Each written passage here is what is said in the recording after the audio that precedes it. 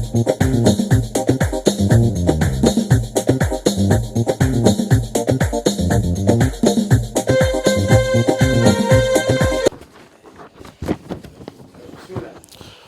الله الرحمن الرحيم والصلاة والسلام على رسول الله صلى الله عليه وسلم عاوة شركة وحكو سابسن يهي تاجيريد أو كل تاجير جوعان كسب بحي وزارة أريمها جودها تاجيريد وخد تاجيرنا جوعان كمعنا وزارة أريمها جودها كسب بحي مركا هرنا بعد ما عدد إسلامنا وحرمنا أن كفرنا آيات القرآن الكريم وحنا كسود وين ميكروفون إن شاء الله تعالى الشيخ عبدي إن شاء الله. بسم الله الرحمن الرحيم. أعوذ بالله من الشيطان الرجيم. بسم الله الرحمن الرحيم. والعصر إن الإنسان لفي خسر إلا الذين آمنوا وعملوا الصالحات وتواصوا بالحق وتواصوا بالصبر صدق الله العظيم. الله نقول أنفع آيات القرآن الكريم شركة عام وحاك سوق يبقى dadka badana u dhashay deegaanka iyo dadka Soomaali oo meel kasta ay joogan warkana hadda waxaan siin doonaa insha Allah taala oo si fiican odayaasha kulli idin faahfaahin doonaan aan hadalka aan siin doonaa Abdi Cali. بسم الله الرحمن الرحيم. اللهم صل على سيدنا محمد وعلى آله وصحبه وسلم. إلهي ما نمهد علينا سبحانه وتعالى سكوكا كان هلكا نسورة قليل. waxaan kaloo mahad celinaynaa dadkii noo sameeyay meeshaan noo diyaar gareeyay khayr Allah siiyaan leenahay waxaan kaloo mahad celinayaa madaxda iyo waasiyada iyo meelo fogfog ka yimid oo soo safray arintan ahmiyadda ay leedahay darteed intaas hadaan uga gudbo arinta gudaha aan u gudbo arintii la isugu yimid waxaan isugu nimid caawa halka kan in aan taageero go'aankii ka soo baxay wasaaradda arrimaha gudaha ee dawladda Soomaaliya ee ku saabsanayd maamul u samaynta jubbooyinka arintaas ayada ahi waa arin la sugayay way sababtuna waxay ahayd meeshaas dulum faran badan baa ka jiray oo ka dhacay wax badan baan ka hadalay ilaa maalintii Axmed Madoobe kaaraha lagu keenay aan ka hadlayn وابر وحي لهن إمسان كدانير إمسان سلودقي وحبضن بانير ورهنتاس أيضا وحلا قبته وحان كلو ربنا إن أشياء إنه وحسوس إنه دولة الصومالية إن أي كدكتوناته وحيابه الدعي ودب أي سنوصل لغن و معمول صلب اللارن وعافمات قبه وعدالة la sameeyo oo san muxuu ahaa aan la isku dulmin wax dulum lagu dhisay ma raagaan la shaki weey marka arintaas waa uga digayna ayada ruuxeeda inay isku kalsoomin meesha maamulka ka socdo Axmed Madoobe ee hadda is caleema saaray waa wax laga xumaado dulumkaas dad mas'uuliyiin sheeganaya inay taageeraan oo ay meeshaas tagaan لا شك إن يوصلون تقييم دعين يوصلون تاه إن ومال لقى لون توي مال اسمه موشي ما هي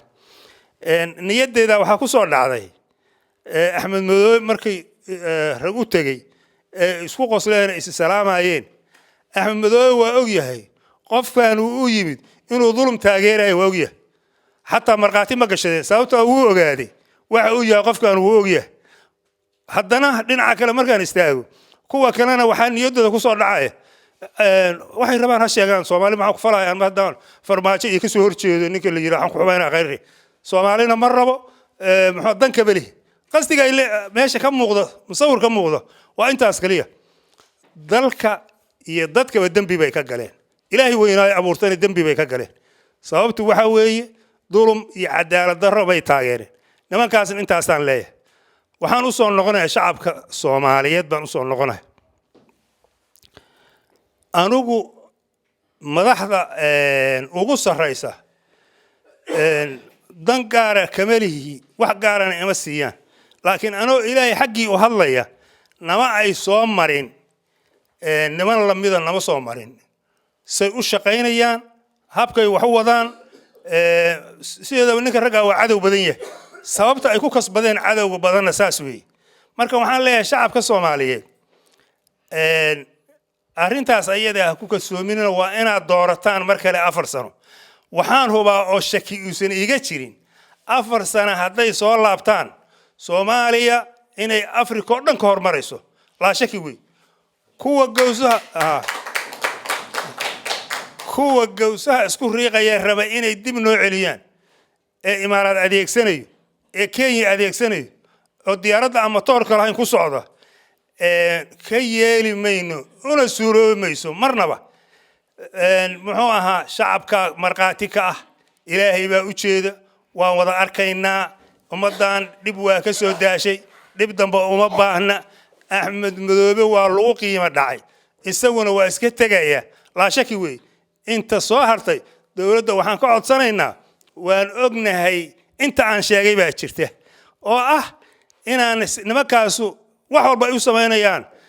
xukun jecel ay u sameynayaan laakiin waa ku sii qiimo dhacayaan fadlan waxaan leeyahay oo adkaysta sidii aad u gasheen Kenya oo kale aad u aamusteen muxuu ahaa meel walba automatically isku xirxirtay akhyaarta kale aan uga baxaya aad iyo aad baad u mahadsantihiin waan ku faraxsanahay sida aad wax u wadaan wassalaamu calaykum waraxmatullaahi wabarakaatuh cabdi cali aad iyo aad u mahadsan yahay sida qiimaha leh uu nagu faahfaahiyay caaw waxaan nala jooga suldaano oo beelaha Soomaaliyeed kamid ah insha Allah taala waxaan ku u dhiibi doonaa salaadiin iyo suldaano marka waxaan u dhiibi doonaa maxamed suldaan maxamed xuseen bismillaah salaatu wa salaamu ala rasuulillah mahad celinta waxaan la qabaa walaalkay iyo intii iga horeysay waxaan rabaa inaan abaaro oo toos u abaaro arrinta aan meesha isugu nimid arrinta waxaan rabaa inaan kala qaybiyo qaybta ugu horeysa waxa weeye taageerada go'aanka ka soo baxay wasaaradda arrimaha gudaha ee dawladda federaalka oo ah maamul u samaynta jubbooyinka oo ay sheegeen inay guddigii farsamada ay ku dhawaaqayaan maamulkana ay u samayn doonaan waa isleeyahay siday wax u samaynayaan ayaga yaqaan dawlad oo ah anagu tilmaami mayno laakiin waxaan leenahay cadaalad darro badan ka dhacda meeshaas cadaalad darrada marka waxay keentay in nin 7 sano meesha soo haystay oo cadaalad darro ku haystay inuu hadda intergeed quraca tago isdoortay isagu inta aqoon ku soo shubta caano oo isku shubo taasay la mid tahay xaqiiqatan ka dhacday meesha doorasho aan la tartamin oo la isu tanasulo oo la isugu duceeyo oo dadkii la soo qabsado istaafyada iyo askarta meesha joogtay baarlamaan lagu sheego waa doorasho cajiib oo aan adduunka meel ka dhacdo weligeed la arag arrintaas marka waxaa la rabaa inaan taasoo kale mar kale dhicin waxaan leeyahay nimanka midna waxaan leeyahay nimankii walaalahay yahay anoo ixtiraamaya oo madaxda noo ahaan jiray oo dalkan sida aan ka warqabno qofka bini aadanka hadduu diin islaam baranayana la yiraahdo sheekh mufti waay in la yiraahdo ayuu higsadaa hadduu cilmi maadiya baranayana waxaa la yiraahdaa qofkaas waa professor waa doctors meelahaas uu higsadaa hadduu siyaasi yahana fikta ugu koreyso oo higsadaa waa madaxweyne marka waxaa yaab noqotay niman madaxweyne dal ah oo dalkan madaxweyneyaal ka soo noqday inay maanta sharciga ayagu ay sameeyeen ay baadil taageeraan oo maanta yiraahdaan muxuu ahay nin baadilaan anagu taageerayna asigaasaan rabnaa sababtoo ah dawladdu uu ka soo horjeeda anaguna dawladdan ka soo horjeednaa sidaas darteed waxaan isku nahay qaraabo sidaas qaraabadaas annahana ku taageeraynaa oo qaraabo wax dumisa waa ayaan daro waxaa la rabaa tala fiican dalkan inay dawladdana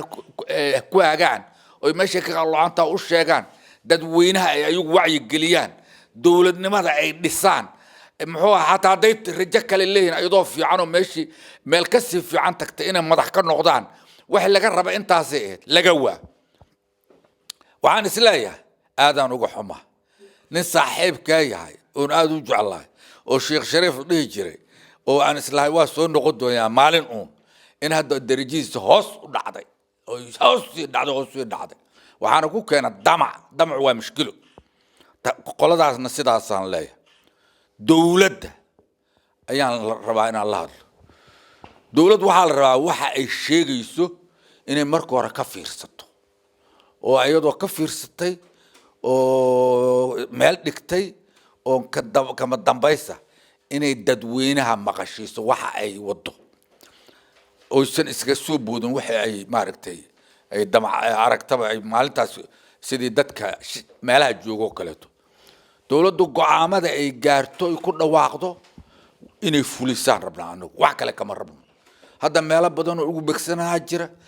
ilaa hadda wixii ka horreeyay waxyaabihii ay damacdo iyo wixii dulan oo lagu sameeyaba si hufan oo diblomaasiyad leh oo aqliyeysan oo dadkeeda shacabka ah oo samadoonka qarannimada raba raalli geliyay ayay ku shaqaynayeen ilaa haddana raalli baan uga nahay marka hadda waxaan ugu soo kululaaday arrimaha jubbooyinka waxaan isleeyahay arrimaha jubbooyinka waa ku guulaysanaysiin sababtoo ka xilliga maanta yoon ogahay annaga Kenya meesha xaalkaynu marayo niman Kenya taageersano shalay inta badda u saxiixay maanta raba inay u dhamaystiraan oo intaas kaliya ordaya waa ka guulaysanaysaane horo socdaanu idin leenahay guulaystaan idin leenahay laakiin waan ognahay dawladdu waxay ku shaqaysaa dadka uma wada sheegto waa siyaasad laakiin waxa dadka u sheegaysiin waxaad ka soo fikirteen aan noqdaano nin danaysta oo meel u socda aan la aqoonin oo ninka la yiraahdo shala markuu madaxayna aan wax u tirin haddana hadduu madax noqdo aan wax u tiri doonin inuu beenta noo sheego shacabkeenu aan iska daba joogno ayaan darro waay waxaan leenahay shacabow dawladdiina taageer ayadaa dan idinku jirtaa ayadaa dan idinku jirtaa taageer meesha u socoto ku taageer dhaqaalaha ku taageer afkiina ku taageer hana dabandaabiyeen dadkiina meesha isugu yimidna aadaan idinku faraxsanahay assalaamu calaykum waraxmatullaahi wabarakaatuh waxaan u dhiibi doonaa insha Allah Suldaan Maxamed Carab السلام عليكم ورحمة الله وبركاته walaalyaal waxaan aad iyo aad ugu faraxsanahay caawa halkan in la isugu yimaaday oo jaaliyada UK anigoo magaceeda ku hadlaya gogashan caawa waxa dhigay beesha Sheekhaal ee UK ee London anigoo magaceeda ku hadlaya Suldaan Maxamed Carab ah soo dhawaada marka hore aad iyo aad ayaan ugu faraxsanahay marka xigta waxaa nagubaya oo caaw halkan soo kaan keenay waxa weeye waxyaalaha dulumka ah ee ka socda jubbooyinka halkaas dareenkaas ayaa halkan soo kaan keenay iyo inaan taageerno warqadii ka soo baxday wasaaradda arrimaha gudaha oo ahayd in maamul loo sameeyo jubbooyinka oo maamulkii xaq darrada ahaa oo dadka lagu dhibaateeyay laga guurayo maamul ummaddu u dhan tahay oo sax ah oo xalaal ah oo qof walba xaqiisa ka helayo in la sameeyo ayay noo sheegtay wasaaradda arrimaha gudaha taasna soo dhaweeyna waana taageerayna waxaan leeyahay dawladda Soomaaliyeed arrinka isaga ayaan ugu fadhinaa dulumkii dhacay ee ka dhacay jubbooyinka ka dhacay ee Kismaayo ka dhacay ee group ama dadka qaar faraqa loogu shubay dastuur beebeer intii la sameeyay ummadii deegaanka ahaydna laga qadiyay xaq darre iyo wax aan la garaneyn halka lagu dhibaateeyay ayaan doonaynaa dawladda Soomaaliya aan ugu fadhinaa inay meeshaas ummadaas ka qanciso oo maamul ay u sameeyso oo maamul xaq ah iyo dastuur maanta laga bilaabayo zero oo sax ah oo qolo walba waxa ay xaq u leedahay faraqa loogu shubayo taas ayaan taageernay dawladana aan ugu fadhinaa waana soo dhaweynaynaa ummadda Soomaaliyeed oo dhan oo dulmidiidka ah arrinka isaga ah ay dawladda ugu fadhidaa taas haddaan uga gudbo taageeradii dawladda iyo waraaqdii arrimaha gudaha oo u gudbo waxyaalaha ka dhacaya kismaayo waanu ognahay waxa ka dhacay waxaan xalaal ahayn doorasho aan xalaal ahayn 3 madaxweyne iyo 3 baarlamaan iyo 3 gudoomiye baarlamaan ayaa kismaayo laga sameeyay ninka meesha haystay Axmed Madoobe guddigii oo magacaabay oo isaga jeebkiisa ka magacaabay waxay ahayd warqadii soo qoray waxay ahayd qabiil kasto hanoo keeno 3 qofkii aan doono ayaa anagu kala haraynaa bal cadaalad darrada nooca ah bal eega arrinka noocaas markii dawladda Soomaaliya ay eegtay meesha wax ka dhacay cadaalad darrada ah golihii wasiirada ayaa fariistay waxay yiraahdeen waxba kama jiraan waxa ka dhacay Kismaayo doorashada kama jirto heer lambar bay ku soo saareen ayadoo caynka ah oo loo igmaday golaha fulinta dalka inay hogaamiyaan waxa ayaan darro ah madaxdii qaranka Soomaaliyeed oo sidaa og oo waxa og oo dhibaatada meesha ka taagan ummadda lagu dulmiyay og inay maanta caleema saar dalka maamuli jiray inay maanta yiraahdeen nin ban caleema saarayna oo meesha ay isugu tageen madaxdii dalka hore u hogaami jirtay madaxweynayaasha federaalka ahayd kow iyo kuwa kale oo maamul goboleed soo qabtay dawlad goboleed soo qabtay in halka ay isugu tago nin walba nidaam uu doonayay markuu kursiga fadhiyay iyo kuwa hadda saaran oo maamul dawlad goboleed madax ka ah iyo siyaasiyiin mustaqbal dalka kale ummadda Soomaaliyeed way wada eegaysaa birina waxay doonayaan inay yiraahdaan kursi baan ku fariisanay siyaasaddan baan kaleena waxaana way sameynayaan waa khalad ummadda Soomaaliyeed way jeedaan waxa aad sameynaysaan way arkayaan waana in ka tashanaynaa haddii Ilaahay yiraahdo xaq darrada aad sameynaysaan waxaan aad iyo aad u faraxsanahay nimankan dhalinyarada ah ee maanta talada dalka haya waa niman aan ku diirsanay qiim leh wax iska celi kara wax iska riixi kara waanu ognahay sidaas daraadeed waxaan jecelahay inaan u kordhino si macnaha sharaftii maya niman oran kara maya nin dhihi kara ayagaan ka aragnay maya nin dhihi kara sidaas daraadeed waa inaan nimankaas iyaga ah shacabka Soomaaliyeed ay soo dhaweeyaan aan la shaqeyno annagu inta baana deeqda intaas ayaana deeqda waan soo gabagabeynayaa ragkan uga baxayaa aad iyo aad ayaan ugu faraxsanahay shirkan assalaamu calaykum waraxmatullaahi wabarakaatuh markan waxa uu dhiibaa insha Allah taala Colonel Umar Ahmed Gaas bismillaahir rahmaanir rahiim ugu horeyntii horta waxaan u mahad celinayaa ragii gogoshaan fidiyay caawa taladaan soo jeediyay annaguna aan ka soo qayb galnay kuna ayidsanahay ujeedadii ay ka lahaayeen meeshan oo ah in la taageero go'aankii ka soo baxay wasaaradda arrimaha gudaha ee dowladda federaalka Soomaaliyeed ee ku wajahnayd Jubbaland taasoo ah in maamul xalaal ah iyo xor ah in laga sameeyo meesha taas horta waa ku ayidsanahay taas baana taageersanahay taas baana caawa iskugu nimid xooggeeda midda kale anigu aan raba caawa inaan meeshan kaga hadlo waxa waaye maamulka oo loo jeedo inuu yahay maamul xaaraan ah oo boob ku dhismay horena ma taqaanaa qori caaradiis ku taagnaa ninka maanta la caleema saarahayana uu yahay ninka isku shubahaya caano xoolo uusan asagoo lahayn oo soo boobay soo dhacay caanahood isku shubahaya ragga ka qayb galay ragga maanta kaga qayb galay inay ayaguna halkaa kala qayb galaan marxaati uga noqdaan oo siyaasiyiinta ah oo waliba intii la celshay qaladkooda laga celin tagay dagaalamay oo maanta qaladkooda ba loo sii daaya ha ku dhacaane taas horta waxaa waaye meeshii la rabay ku dhaceen asagayna la mid yihiin asagayna la qaybsadeen dhibaatada iyo xaaraanta horeyna waxaa ku jira raggii awalba asaga aas-aasay xaaraanta Addis-Ababa ugu soo aas-aasay raggii ayaa wali wada oo waliba xasan sheekh madaxweynihii u dambeeyay ahaa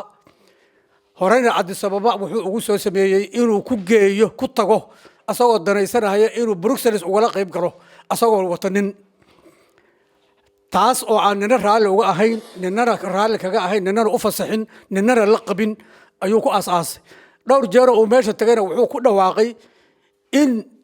uu yahay aas-aasihii Jubbaland inuu yahay oo Axmed Madoobe meesha saaray maantana uga qayb galahayo caano shubidiisa hadda waxaa weeye raggaas laba dhibaataba waa keeneen waa mar horta dadkii deegaanka deganaa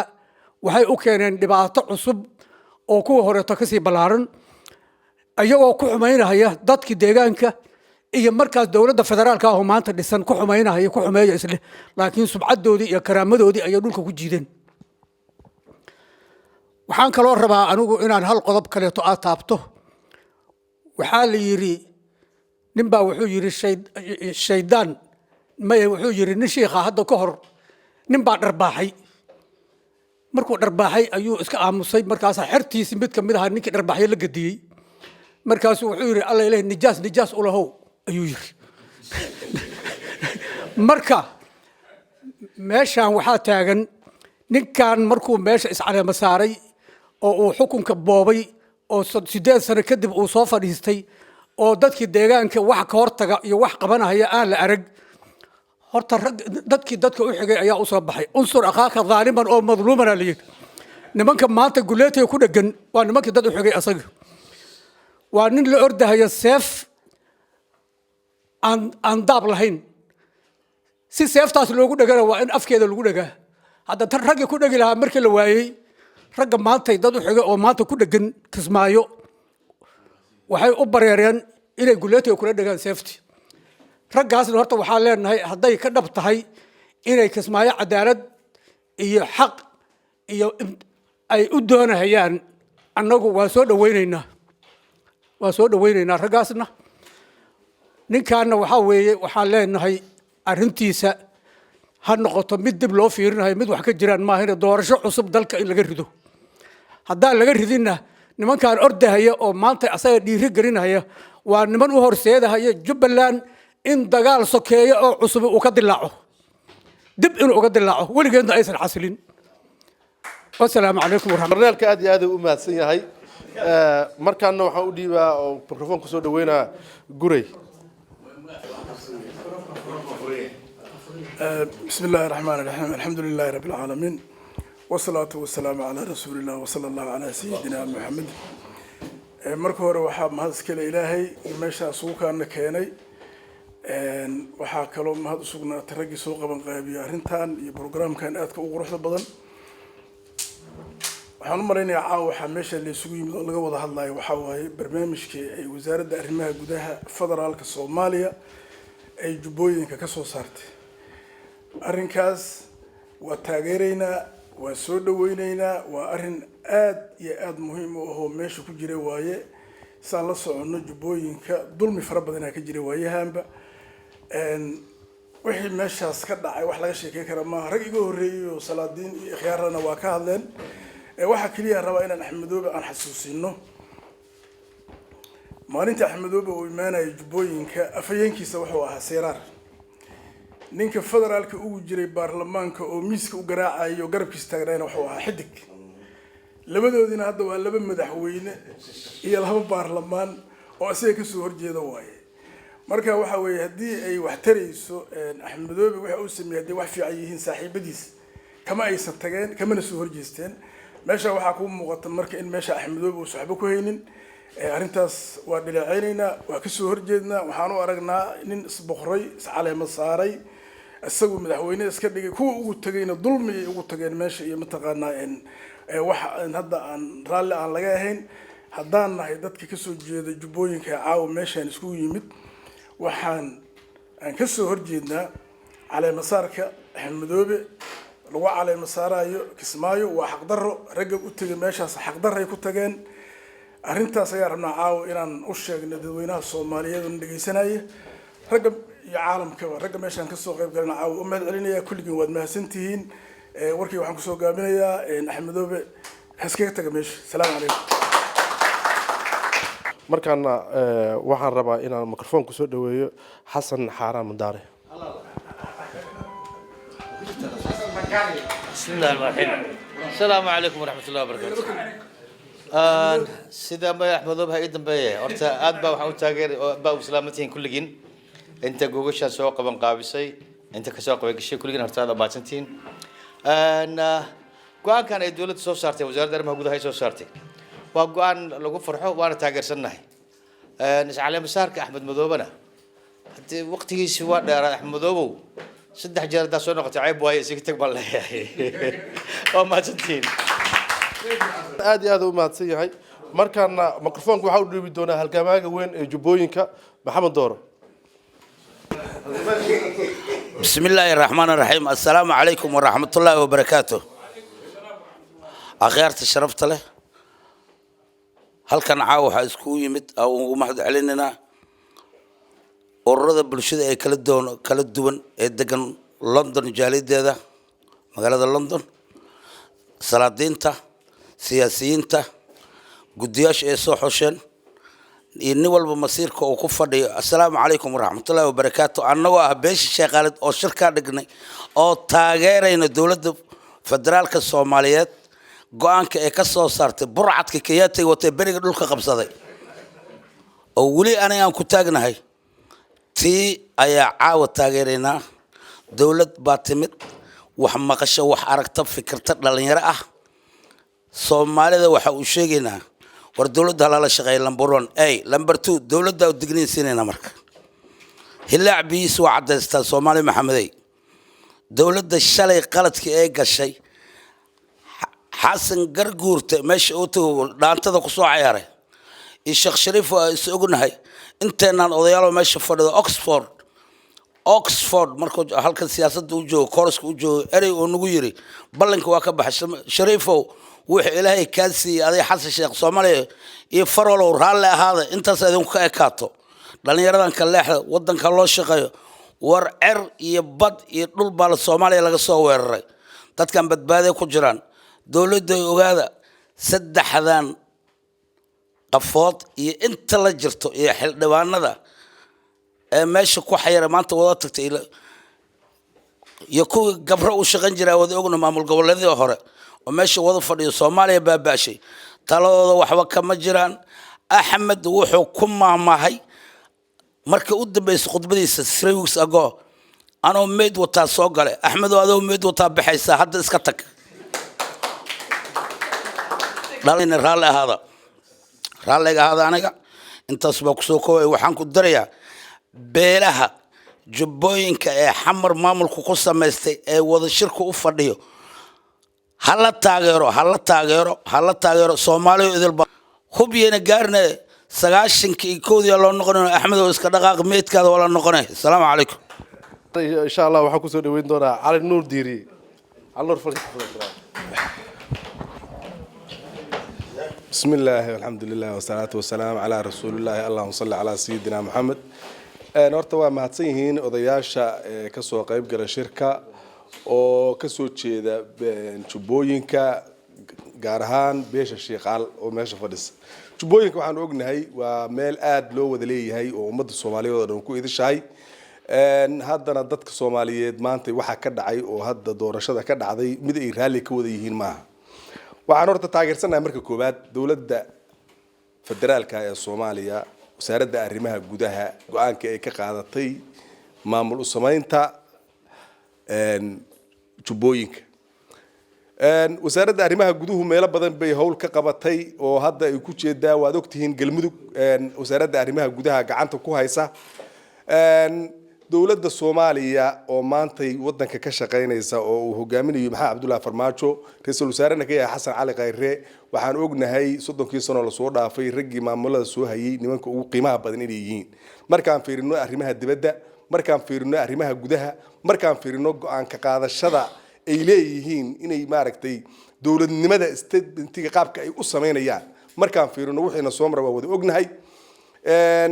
ummadda Soomaaliyeed waxaan leenahay horta wasaaradda arrimaha gudaha horta waa in wadadeedaas ay dawladdu go'aanka ka gaartay inaad qaadataan midda kale dawladda waa in la shaqeeyaa garbaheeda la istaagaa xoog iyo xoolo la isku darsadaa dawlad lagu noqdaa reel hebel anaa ah iyo isbaara geed ii taala waa soo marnay iyo iska daba wareeg dawladda in la taageero maamulkii ayadoo ay dhisto ayaa la jitilmeeda oo ka shaqeynaya wadanka gudihiisa maamul xoog ku yimid iyo niman isdiyaariyay iyo kuwa u tagay oo ku booqday qaladka ay ku jiraan ma shaqeynayso dawladda Soomaaliya iyo arrimaha gudaha waa in la shaqeeyaa anigu intaasaan horta kusoo gabagabeynaya odayaasha shirka qabanqaabiyey oo Soomaaliyeed dhammaantiin salaadiin generaalo saraakiil isugu yimid meesha aad iyo aad baad u mahadsantihiin ummadda Soomaaliyeed waxbay wada leedahay waa qarannimo taas un baan isku ognahay salaamu calaykum waraxmatullaahi wabarakaatu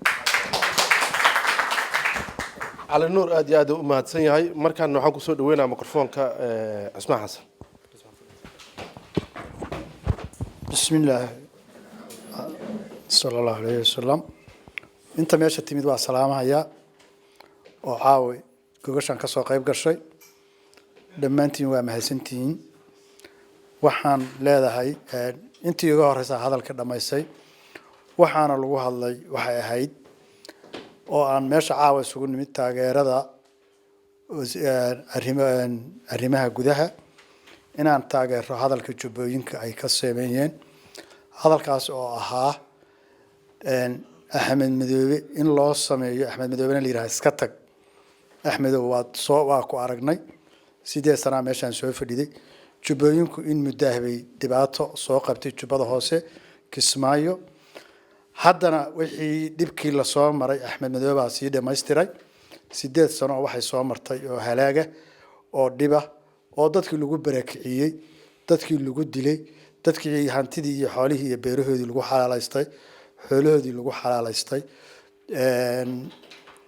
hantidoodii ay lahaadeen lagu xalaalaystay dadka guryahoodii walaalayaal marka waxaan leenahay Axmed intii ka horeysa intay tiri baan anigu la qabaa waxaan leenahay Axmed walaal iska tag wax kale oo ku haray ma jiraan nin asagoo soo doortay misna is calaamad saaraya waxaan kale oo rabaa hal hadal inaan ka iraahdo inta u tagtay iyo inta la ogal iyo inta hore ula socotay ninka la yiraahdo Sheekh Shariif waxaan leenahay madaxweyne aan jecelnahay waana kuugu mahadcelinaynaa laakiin maanta meesha aad fadhiisatay meel fiican maahan waa fool xumo kaamanaan sugahay waxa loo siman yahay oo dawlad lagu yahay dawladda madaxweyne ku-xigeenka ra'iisul wasaaraha intaba dadka oo deegaanka ayaga laga sugayaa wixii ay maaragtay inay qabtaan waana wax loo siman yahay dadka inay simaan wixii dadku rabaana loo sameeyo taas aad dawlad lagu noqon karaa maahan hal nin baan wadanaya ma noqon karto xasan sheekhaasna waxaan leedahay qalad aa samaysay ayaan walaal hore kugu dul qaadan qaladkaas oo ah Axmed Madoobe aad shala keenay Kenyaati Axmed Madoobe shala aad wadanka soo galiyay waxaan leenahay qaladkii shalaha samaysay ha ku sii indhacadeyn hana ku socone walaalo ka maaragtay ka tanaasul ninaan ugu soconay ahayd maaragtay waa ku haweenay madaxweynenimo tahay waa ku aaminsanahay laakiin maanta aaminkeeni tii horena waa ka aad baan uga xumayn haddana waa ka xunnahay taas waxaan idin leenahay marka qalad haddii qalad lagu soo dhibaato ka imaanaysa wadankaana burbur buu soo maray wadankaana dhibaato soo maray ninka madaxweynaha doonaya ama hore ha soo qabto ama hadda ha ka danalaade waxaa loo baahan yahay inuu fiiriyo dadka inuu ka dhiga mid in loo wada noqdo wixii dhibaatada ka dulqaada laakiin dhibka haddii la isku fiiriyo inuu maaragtay dhibka haddii la isku fiiriyo waa wixii hore loogu soo baaba'ay Soomaaliyaan lagu celin meeshay ka timid waxaan kale oo rabaa iyagana nimankan hadda meesha Cabdullaahi Farmaajo madaxweynaheena iyo Xasan Cali Khayre iyo gudoomiyaha baarlamaanka intaba iyagana waxaan leenahay waxa way kale waa aragtaan sida wax u socoto waana ku mahadsantihiin sida wax u qabateen waana idinkaga bogaadinaynaa inaad maaragtay arinta oo jubbooyinka wax ka qabataan dadka jubbooyinka way idin baahan yihiin walaalayaal noo imaan xaq daradaas lagu sameeyay dhulkoodii lagu banaanaystay dhulkoodii waxa la rabay lagu sameeyay walaalayaal marka waxaan leedahay dadka waxa madax u noqon doontaa ninka soo socda iyo ninka jooga intaba waxaan idin leedahay waxaan la idin ka rabaa inaad idinku fiirsaan qof kastana ilgooni aad ku fiirsaan waxa weeye waana gacanna waa idin siin doonaa insha Allah jubbooyinkuna marba heli doonaan beesha iyo dadka meesha ku fadhinan iyo jubbooyinkii magacoodii meesha ku fadhiyan waana idin salaamaya assalaamu calaykum waraxmatullaahi wabarakaatuh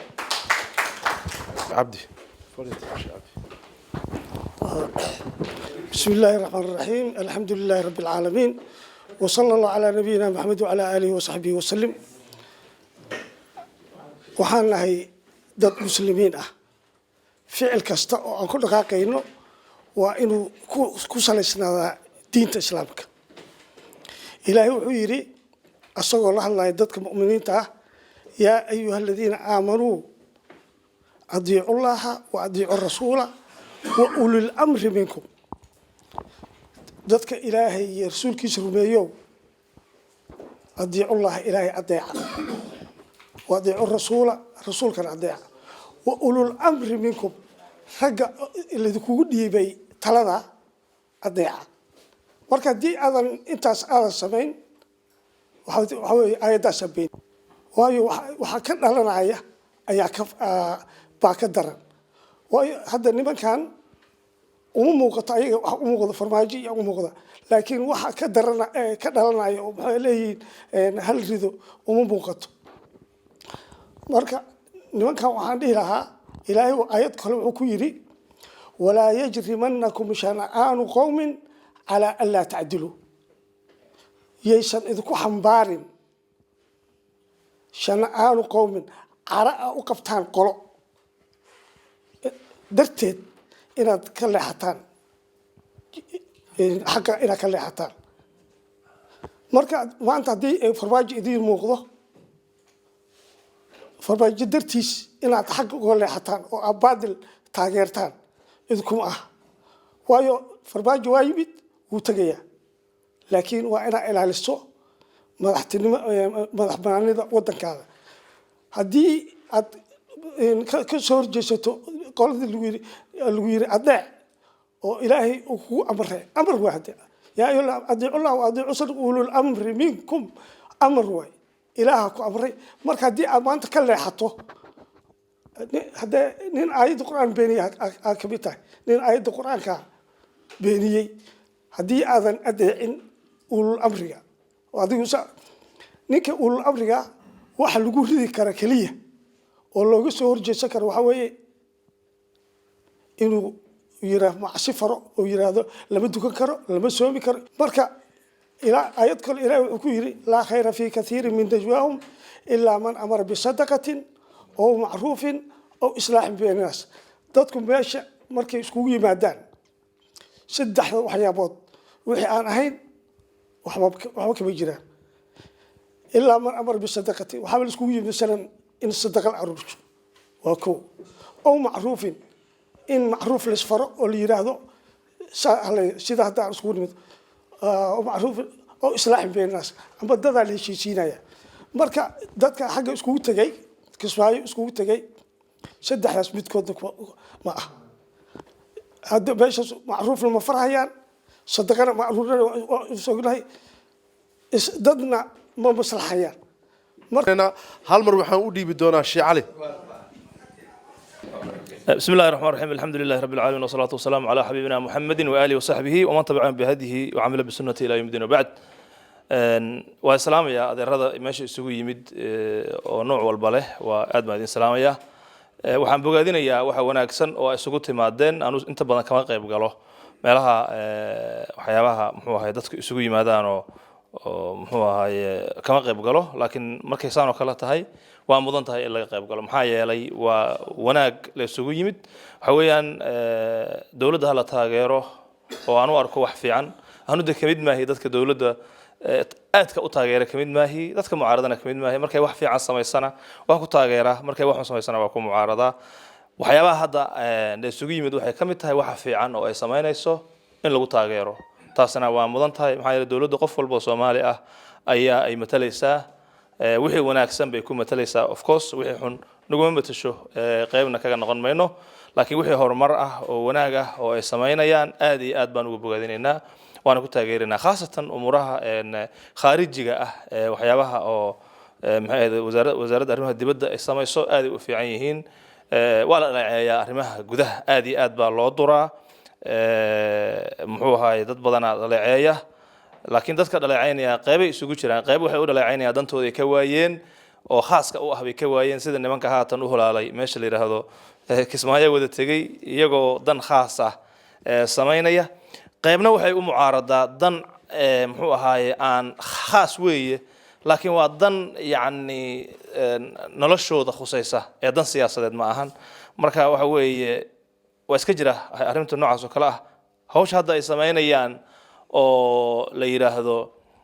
baaqa ay soo saareen arrimaha ay soo saareen oo ku tacalluqda inay maamul u dhisayaan jubbooyinka arrintaas waa arrin xasaasi ah weeye arrin aad iyo aad muhiim ah weeye dawladdu waxay u baahan tahay in la taageero kaliya uma baahna waxay u baahan tahay in laga tala siiyo